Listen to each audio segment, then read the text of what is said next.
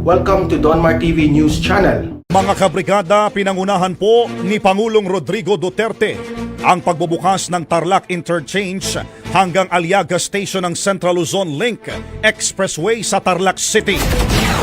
Sa pamamagitan ng 18-kilometer section ng expressway ay inaasahang mababawasan ang oras ng biyahe ng 11,200 na motorista at commuter mula sa Tarlac hanggang Cabanatuan City mula 70 minutes pababa sa 20 minutes na lamang. Inihayag ng Pangulo sa kanyang talumpati na hindi lamang magsisilbi ang expressway bilang koneksyon ng mga lungsod ng Cabanatuan at Tarlac, ngunit mapapabuti rin ito ang access sa maraming lokalidad sa Tarlac at Nueva Ecija. Nagpasalamat naman ang presidente sa gobyerno ng Japan dahil sa tulong nito na mapondohan ang kabubukas lamang na highway gamit ang 12 billion pesos na donasyon mula sa Japan International Cooperation Agency. On this note, allow me, on behalf of the Filipino people, to thank the government of Japan for helping fund the construction of SELEX in support of our national infrastructure program. Ipinunto rin ng Pangulo, mga kabrigada, na mapapaikli ng expressway ang commute ng mga tao na papunta at pabalik sa Kalakhang, Maynila at lungsod ng Cabanatuan. Kinumpirma ni Davao City Mayor Inday Sara Duterte Carpio ang kaniyang pakikipagpulong kahapon kay dating Pangulong Gloria Macapagal Arroyo. Ayon sa presidential daughter, naganap ang kaniyang pakikipagpulong kahapon ng tanghali sa lungsod ng Pasay. Sinasabi naman ng ilang observers na bahagi rin daw ito ng pakikipagkonsulta ni Mayor Sara sa kanyang balakin na pagtakbo sa pagkapangulo sa susunod na taon. Kung maaalala, ang alkalde ang isa sa naging daan sa pagkapili kay dating Pangulong Gloria Macapagal Arroyo bilang House Speaker noong taong 2018, noong ito ay isa pang kongresista. Ito ang nakakagulat. Kakapasok lang na balita. TV host Willie Revillame nagsalita na tungkol sa di umano plano nitong pag-alis sa Wawawin para sa isang malaking desisyon. Matatandaan, mga kababayan, nitong nagdaang araw ay hinikayat ni Pangulong Rodrigo Duterte si Willie Revillame na tumakbo bilang senador sa susunod na eleksyon. Nasabi ito ng Pangulo dahil sa katangian umano ni Willie Revillame na matulungin sa kapwa, tunay ang pagkatao at hindi nagdadalawang isip na tumulong sa mga mahihirap. Kaya naman sa kanyang programa na Wawawin, sinabi nitong na mayroon siyang mahalagang desisyon na gagawin sa kanyang buhay. Sinabi rin nito na sakaling aalis siya sa Wawawin ay sana mayroong umanong pumalit sa kanya ni Kuya Will sa tamang panahon. At sasabihin niya kung ano ang kanyang desisyon.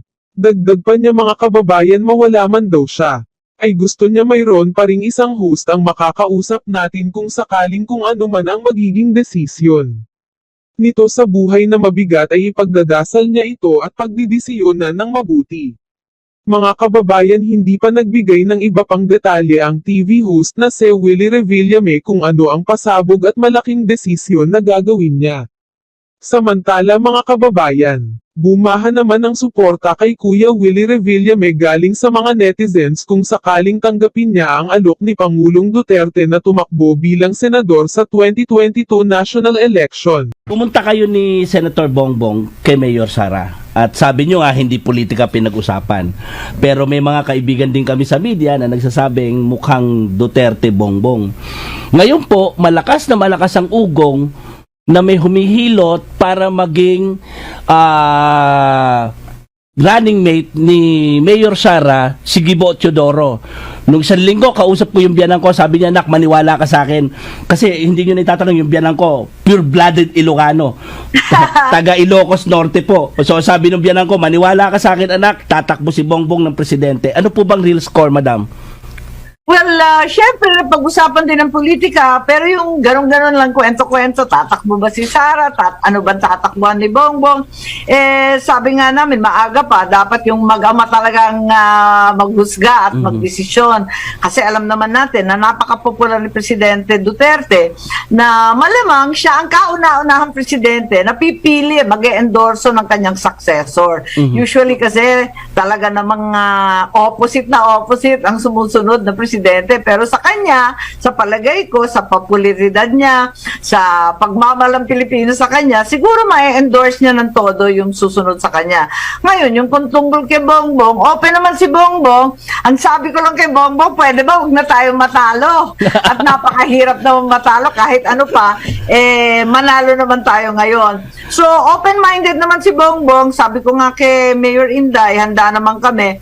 Alam niyo, Ilocano nga tayo, Apo culture. Kung sino yung Apo, ano yung utos sa itaas, sumusunod naman kami talaga. Hindi ba ma'am, napakagandang tambalan yung manggagaling sa solid north ng Ilocos at saka yun nandito sa Bisayaan. Kasi kung pareho lang kayong taga Metro Manila, parang ang hirap himayin.